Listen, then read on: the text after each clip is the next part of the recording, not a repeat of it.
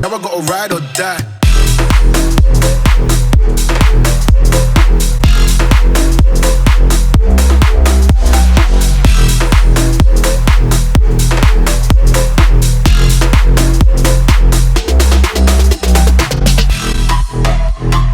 So guys, welcome back to the channel. Today you join me from the driver's seat of an 8P S3, but this is a manual variant running 336 brake horsepower. So what we're going to do, we're going to take it down some B roads, enjoy this thing, because I am an 8P, or at least was an 8P RS3 owner, which of course there is a huge price difference between this S3 and my RS3. Is it worth it? We're not going to do a versus, we're not going to compare the two, but it's nice and slightly refreshing to get into a car with power that you can buy for, you know, let's say sub £10,000 you can buy quite a nice S3 for. But let me know in the comments what you think of this S3. Make sure you like this video, subscribe to the channel for more content like this, but onwards to the B roads.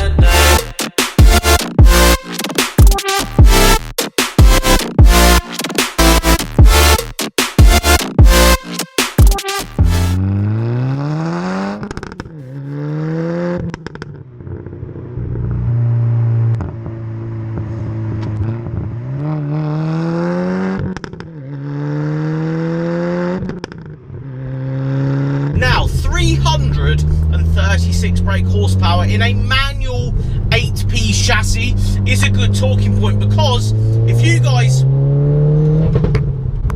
What the...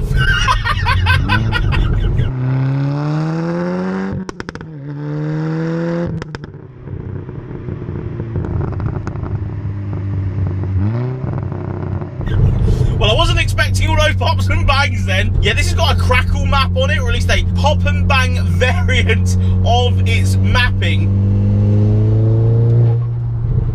Oh yeah, the rumble down sounds so good, but I really wanted to grab this one because they're cheap. You can get one of these for £7. I've seen them at £6,000, which is a hell of a car for the money.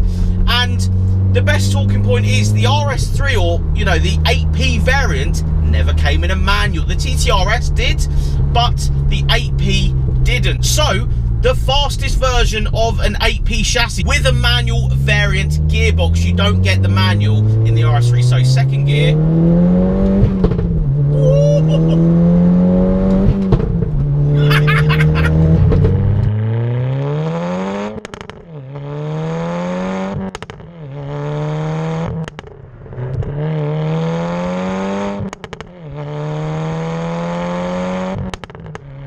Oh my god, it sounds like the world's ending behind me.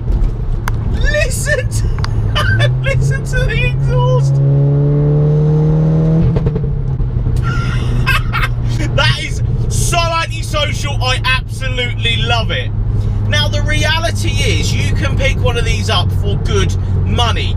If you want to though, and you want a funkier colour, they do an orange and a blue and, you know, various other colours.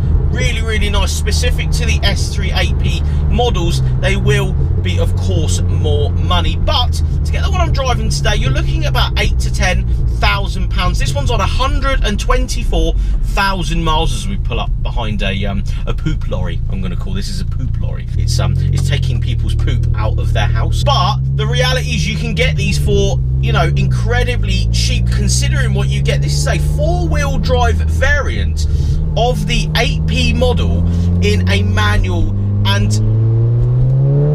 it actually does transform.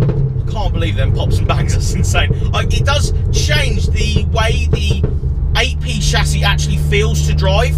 The manual box and how it feels, it tips in really nicely. This one is very tight. The clutch, this is on a RTS Performance uprated clutch to cater to that over 300 brake horsepower that we have today in this one. It obviously caters really well to the car. It doesn't slip, it doesn't feel actually any different to the standard one. I've driven a standard variant with a standard clutch before, and it sort of feels like that. It doesn't feel too bitey, it doesn't feel too hard to actually, if you were to daily drive this, of course this is the perfect daily driver. I mean, apart from how this car is and everything, I forgot how nice 8Ps are inside. The interior is, you know, classic Audi. It's nice. You've got a screen. You've got, you know, nice amenity. There's nice equipment. You've got a leather steering wheel. But the talking point is, again, I'm going to go back to it, the seats. The seats in an 8P of pretty much any model are phenomenal. Don't get me wrong, the RS3 was probably the best car I'm ever going to own. It was the fastest car I'm ever going to own. This one hasn't got the price tag though. That's the real thing here. You can get yourself into one of these cars cheap.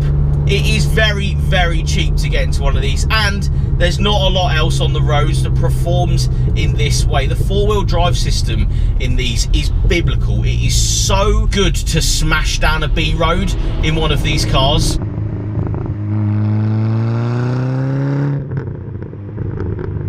This one, as you can hear behind me, has a completely custom PowerFlex exhaust system. It is incredibly loud with pretty much no resonation in it.